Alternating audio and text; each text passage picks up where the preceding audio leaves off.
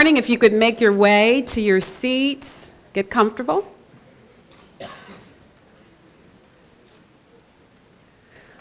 Good morning again, and welcome to the 2016 State of the University Address.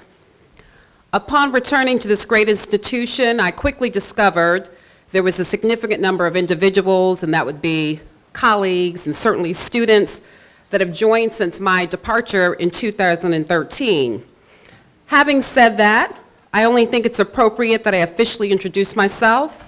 I'm Wendy Wilson, and I'm serving as a special assistant to the president for strategic communications and university relations here at Albany State. I'm elated to join you as we work in concert to transition to the next level of success. One of the many outstanding responsibilities of my role is that I have the honor to introduce the leadership that without hesitation has accepted the charge from the Board of Regents to serve at the helm of this institution that continues to transform lives through the vehicle of education. This morning, he will share the state of the university and in particular, present the tools necessary to further advance and showcase Albany State University within and beyond the regions of higher education. Please join me in welcoming to the stage a gentleman highly respected for his greater higher ed acumen, as well as his significant and impacting contributions throughout this country. He is Albany State University's president, Dr. Art Dunning.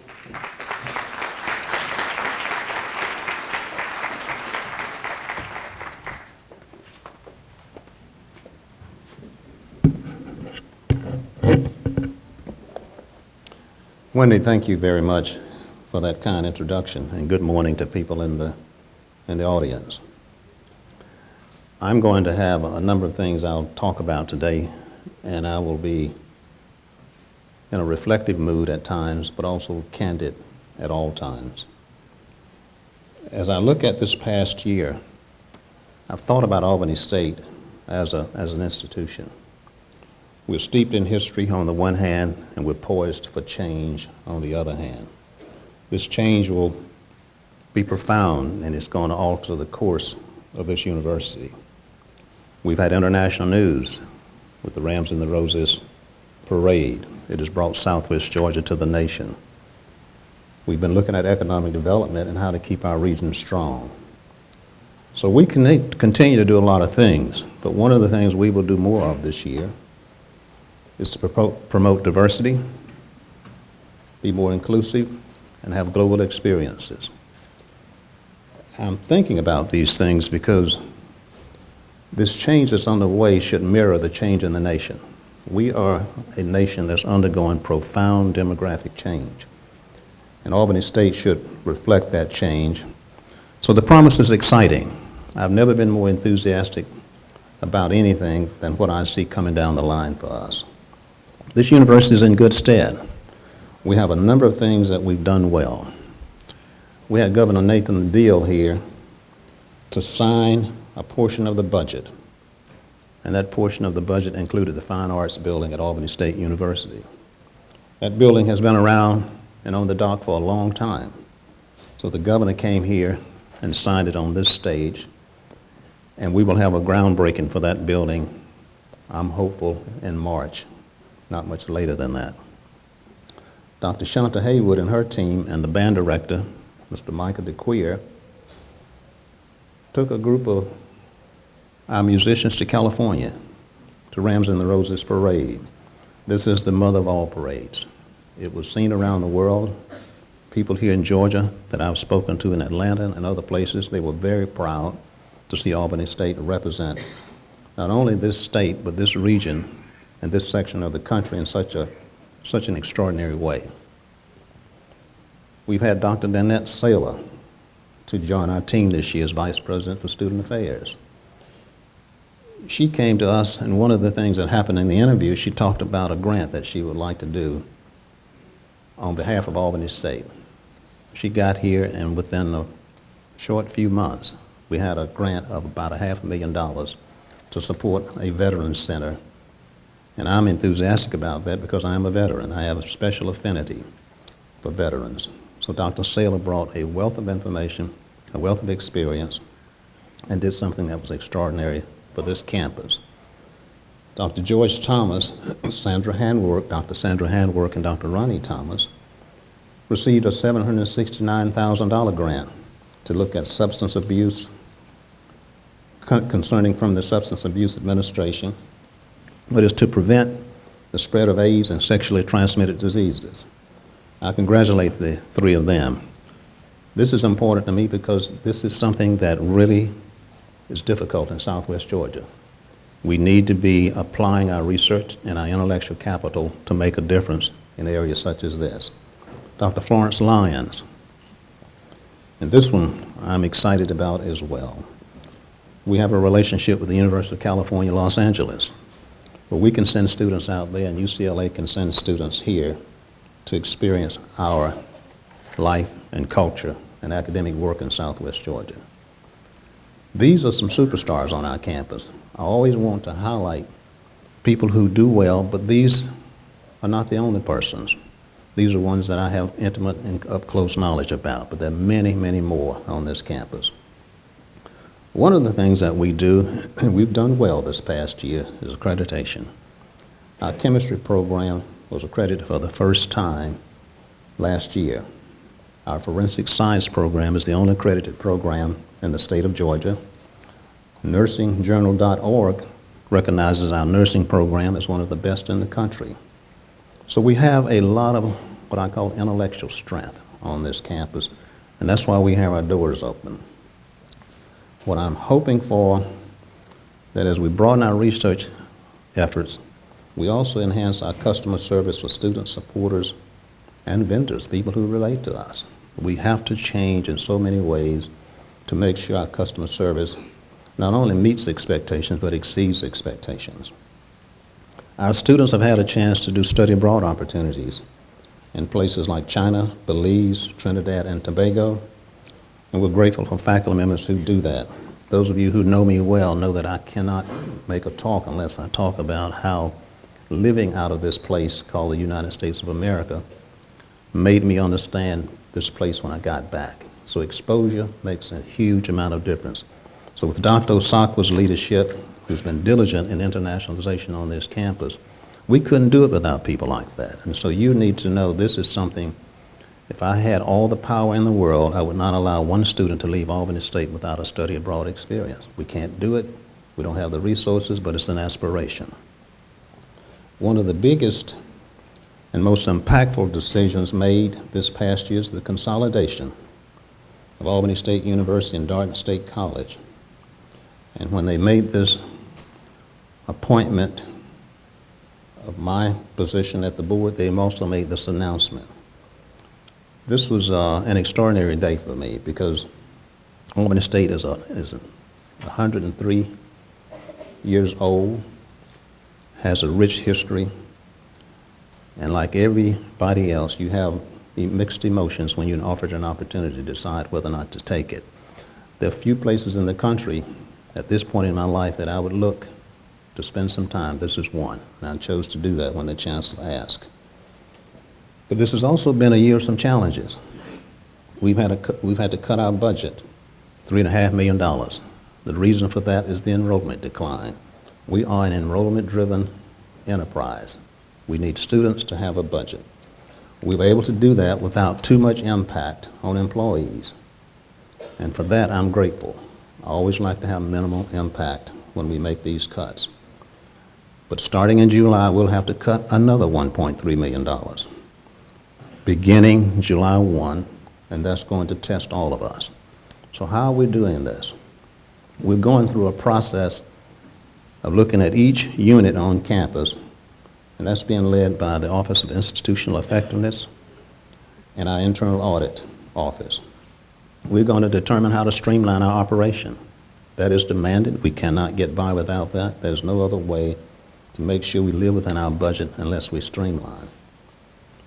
We had some financial irregularities, and that presented some of the worst hits to our brand. If there's anything that makes me sad, is when someone comes up short on handling their fiscal responsibilities. And that happened in financial aid. All of you know about that. The audit revealed a lack of proper protocols and procedures in that area. This was played out during registration and enrollment. It was a perfect storm. And this was perhaps the worst time for that to happen. We still took swift action, and we're still trying to recover from that. I need for all of us to know that when things like this happen to any institutions in this country, or indeed around the world, your brand is damaged. And there's no way to avoid it, no way to hide from it.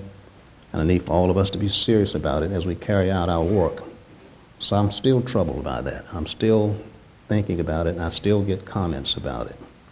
So I need your help to not fall short on the fiscal responsibilities that we all have to the people of this state and the people of this community.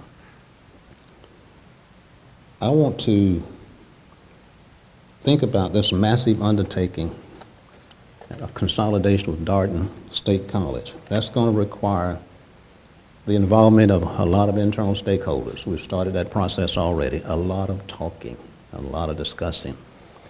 We will have something called operational work groups. We will have a consolidation implementation committee that provides oversight. So we'll have a number of you in this room engaged in that discussion. Something that we have not done in other places with the other 6 consolidations. We'll have a community advisory group. I've spoken with a lot of people in this community external to this campus that I wanted them to think about how they can help us kind of look on the boundary about the economic changes in Southwest Georgia. We want business sectors, industry clusters to help us demystify what this campus should be doing, this new Albany State University that's combined with Darden. So let me kind of outline for a few minutes this consolidation process. Many of you will be asked to serve on these groups that I've talked about. The consolidation will be a massive undertaking, and it must occur within an 18 to 24-month period of time. That's been the normal and customary process, but we're not bound by that, but I'm determined that we'll meet that time frame. The future of this campus really does hang in the balance of how well we do this. One of the things I've often spoke about is that whatever we do will be viewed through the lens of history. 25 and 30 years from now, people will look back in 2016 and say, what did the people at Albany State and what did the people at Darden do to make a different kind of campus? The communities will be asked that. Some PhD student may write a dissertation about this to go back and look at how well we handle this consolidation process. So it is imperative that we make this work well. We cannot continue the practice of polarization. I've been surprised at times how sometimes people live in the past, bathe in our differences, and accent the things that we disagree about. One of the things that's going to be so necessary is an extraordinary view of the future. I have a deep bias for positioning organizations, myself personally, and people who are close to me, is to be nimble and agile about what happens for the future and make huge deposits in your community so that you're ready to make things happen. Make no mistake about it, consolidation is coming. So we must find ways to be part of the solution and part of the progress we need to make in Southwest Georgia. Let's decide to move this campus forward. Dr. Joseph Holley came here in the early 1900s on the banks of the Flint River. My wife and I walked over when we almost had a flood recently and looked at those berms that were put up there. And I thought about the fact that he put this campus here when those things were not there, and that's why in 1994 this place was underwater. And he gave me a deep sense of responsibility to this place. As I looked down at that river, which was kind of raging, and had those berms not been there, all of those buildings on the lower campus would have been underwater. So we have an obligation to Dr. Holley and the founders of this place. So I want us to think about those who walk the hallways, who will walk the hallways for generations to come. Just like I'm talking about him now, people are going to discuss you, me, and others 50 years from now. Make no mistake about that. Two primary components of any higher education campus is academic programs and services. Those will be the areas of focus, and I want us to be willing to have conversations about change, how we do things well. It's paramount that we make decisions about the future, and not on nostalgia. I love stories, I love the past, and I love learning from stories. But I'm also understanding we're in the midst of some robust, vibrant change in public higher education in this state and around the nation. We must complete on a global scale. We can't talk about this is how we do it at Albany State, this is how we do it in Southwest Georgia. You're going to get so far left behind you won't even know what's going on. It's going to be a confusing process, so please have an open mind to how we do this well. Let's improve our customer service. It is also critical that we do this in ways that we measure this campus by the sort of excitement that I see coming, and it's a matter of our personal responsibility to do that. One of the things that we started this past year, and it's connected to this, we asked the J.W. Fanning Institute of the University of Georgia to help us with our core values discussion. Many organizations that are good and great, they have a deep sense of values about who they are and what they espouse. And we have a committee looking at us internally, talking to our stakeholders, talking to constituent groups about who are we and what do we wish to be and how do we wish to present ourselves. I'm excited about this because it is forcing some of the deepest discussions that an organization can have. It's an organization about the essence of who you are and what you think you should be doing. And as we prosper and move ahead, we will formalize this information and integrate it into this new Albany State University. So despite the challenges we weathered in 2016, 2015, I want to let you know, and many of you heard me say this, is to promote the mindset of zero tolerance in certain areas. And this is where I've seen our brand so damaged in many ways. If there are inappropriate actions and decisions made around funds and money on this campus, we have zero tolerance for that. If there's any violence in the workplace or sexual harassment, we have zero tolerance for that. But there are others, but I want to highlight those because in so many ways it tears at the fabric and the essence of a good organization. This is not a sermon, it is not proselytizing, it's just saying how in the world can we make an organization that we're all proud of and it's all healthy. That's what this is about. It's not about one person's opinion and one person's passion. It's about Albany State University. So there's no way we turn a blind eye or be dismissive about any of this when we see it. So help us with that. As we develop this new mindset, you need to know the world is watching. As we saw with the band, we'll show up on CNN, Washington Times, CBS, Atlanta Journal-Constitution. What we do here matters. And this consolidation, as I think about these entities, and it's not just our local colleagues in the media, people will take note of what we do. They will pay close attention to what we do. In many ways, this is historic. When I met with the group yesterday, Richard Carvajal, who's the interim president at Darton, we talked about this. We had 20 people from Darton, 20 people from Albany State.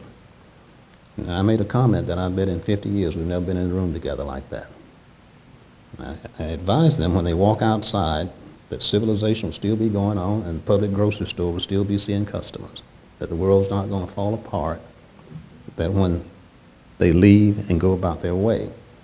What we are trying to do is reposition this discussion. Let me move to what I thought was an extraordinary thing for us.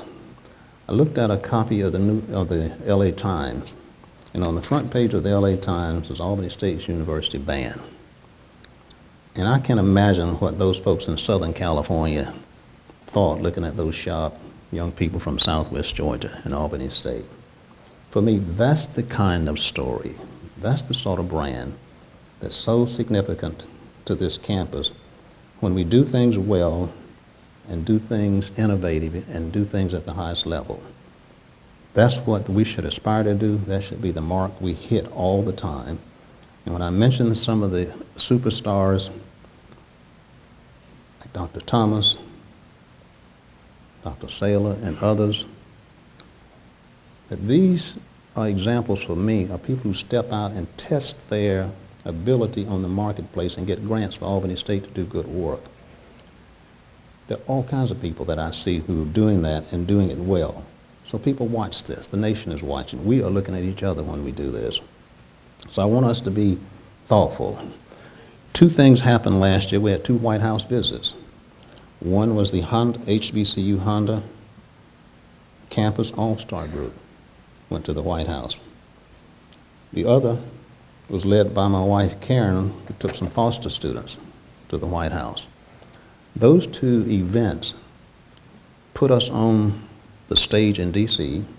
It helped our students begin to understand and place themselves in a broader environment, and also helped them be successful. I've been surprised at the number of students we have at Albany State who come through the foster care system in the state of Georgia. There are many around this entire university system. We are trying to facilitate the success of these young people. They have had to hit some odds that most of us cannot even imagine. And so it's a very ethical response as an institution. The world should know about ASU. They should know about our research efforts. We pour money into this economy. We are an industry cluster along with Darton. So as we have these grants, and I mentioned them earlier, but we have about $60 million that we've gotten over several years. And people who look at that, so we've added about 2,000 jobs because of that $60 million. So we do well, and we serve this community very well. I must also tell you about the news about the recent addition of the Bachelor of Science in Supply Chain and Logistics. Many of you don't go to the store very much. You shop online. And for all of that to happen, people have to provide supplies and a logistics process to get that to you. We have a major in that area. And one of the things that I'm hoping that we can do in working with Darton and the Cordele Center, begin to expand that major to an inland port. Cordele is an inland port. We have Brunswick and Savannah as deep water ports. And what this will do for our students is give them a degree with a high-paying job, and we are a coastal state. We're on the Atlantic Ocean. So if we can go right to Cordele and offer academic programs, that's an extraordinary thing for us to do. We're planning to strengthen that and to do it well. This collective 2015, shifting a bit, the fundraising for the band was something that was just extraordinary. When this first came up, I had two simple words at my disposal that I could have used. One was yes and the other was no when Mr. Zaquir brought that up. I thought if we do this and do it well, this would put us on the international stage. But I was a little uncomfortable about the fundraising piece, but we raised about $348,000. And that money was to help send the band.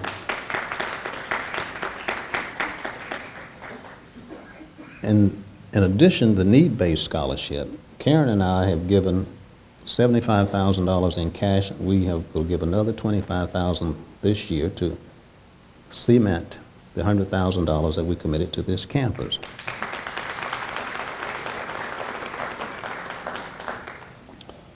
So in closing, let me talk about just a couple of things related to consolidation. We want to unify the academic experience and academic excellence for what we do at Albany State and Darton State University to make it seamless.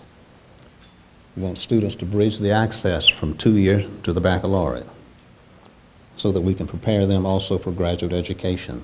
This consolidation will help make for a seamless process.